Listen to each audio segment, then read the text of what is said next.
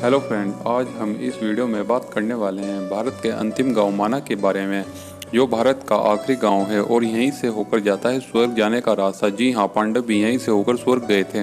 क्या है यहाँ की विशेषता, कौन सी है यहाँ पर घूमने की जगह, यहाँ कब और कैसे जाया जाए, इन सभी सवालों के जवाब आज हम इस वीडियो में आपको देने वाले हैं।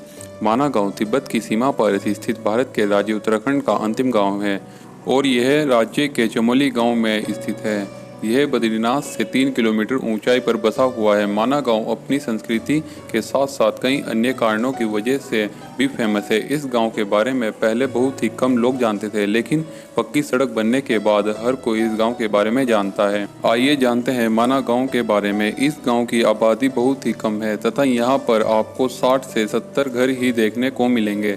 यहाँ पर बने घर लकड़ी के होते हैं। माना गांव से लगे कई स्थानिक जगह भी है। वैसे इस गांव का नाता महाभारत काल से ही जुड़ा हुआ है और कहते हैं पांडव इसी गांव से होकर स्वर्ग के लिए गए थे और जो इस गांव का पौराणिक नाम है वह मणिभद्र है।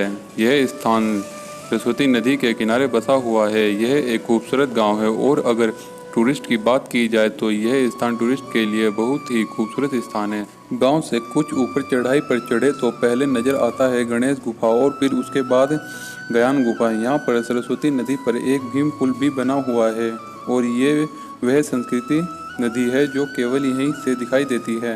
इसके आगे ये अदृश्य रूप में बहती है।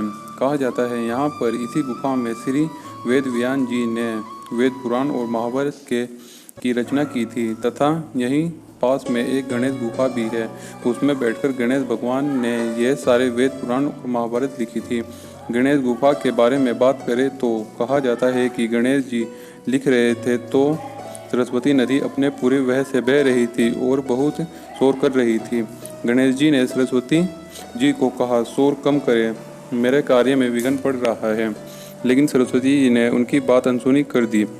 इस बात से नाराज होकर गणेश जी ने इन्हें श्राप दे दिया कि आज के बाद इससे आगे तुम किसी को भी दिखाई नहीं दोगी। तभी से सरस्वती यहाँ से अदृश्य रूप में बहती है। कहते हैं आज भी यह नदी भीम पुल के पास बहुत शोर करती है। भीम पुल के बारे में भी एक कहावत है।